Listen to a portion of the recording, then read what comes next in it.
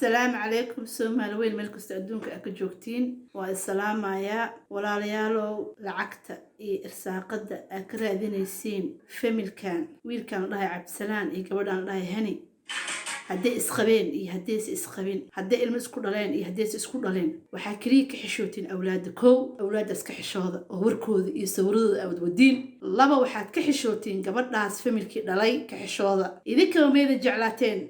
قبلهنا haddii khalad yar galeen iyo haddii khalad weyn galeen in la wadwado oo bulshada lagu dhex wareejiyo marka walaalayaal isku xishooda waa ceeb waxyaabaha qaar yaa dhaqan baa leena dhaqanka leedin maxay tahay yaa hadaa Soomaali weyn tihiin aan Soomaali weyn ma caynooyi waxaan caynooyaa ama runtu u sheegoyaa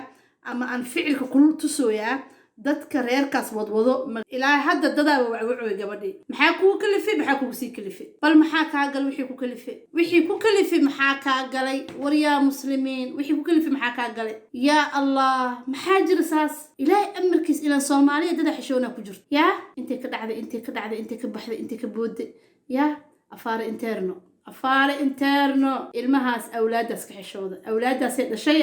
haddii inkiraysan ida dhashay haddii qaranaysan ida dhashay ka xishooda walaalayaal awlaadaas ka xishooda oo hooyadood u dhaafa warkeedu wadiin kuwa Sweden degana waxaan dhihi lahaa dib isugu noqda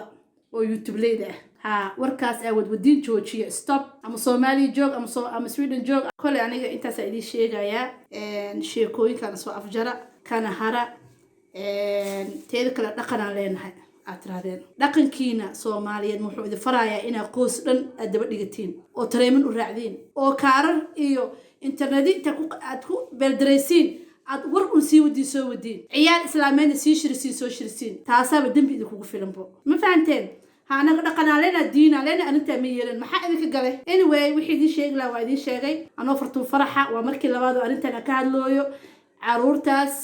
waalidkood afaarahooda dhiga oo dhulka dhiga ilaahay inuu idinka xishooda daarabtiin waxa la qabo weesan waa ogaa waa inta dhibka badan waa dad dhib yar waa jiraan waa buuxan Soomaalidu ku jiraan laakiin waxaan la sheekeysanayaa la hadlooyaa dadka dhibka badan teeda kaleeto waxaan ka siyaabay Soomaali oday ka soo hadlay wiilku uu isixrado sicirka la sheegaa run waay hadda xitaa quraan saara u socdaa waa la qiyaamay wixii lagu qiyaamaba hadda runta iyo hadda beenta afkaaga ma qabsatid sixirkaansi ala ordaysin habeen iyo maalin qof dhan oo idin dhaartay oo idin dhahay ilaahay magaciisa ku dhaartay kitaaban ku dhaartay arintaas waa lagu qiyaamay maantaana arintii ii soo cadaatay idin yiri hadalkiisa ka hara gabadhan Soomaaliyeed waa hooyo Soomaaliyeed ama ha xanuunsanaato ama ha caafimaad qabto ama wax kale ku kalifaan wax alaal wixii ku kalifayba yaa iyada iyo rabbigeeda yaa maxaa u daba socotiin inta la mar teeda kale irsaaqada raadinaysid in ruufiyaanimada ku jirtiin waa la xisaabina maalin uu afkiina qallalan yahay xisaabina ilmahaasna hooyadood ka hara warkeeda wadwadiin warkeeda wareejinaysin xisho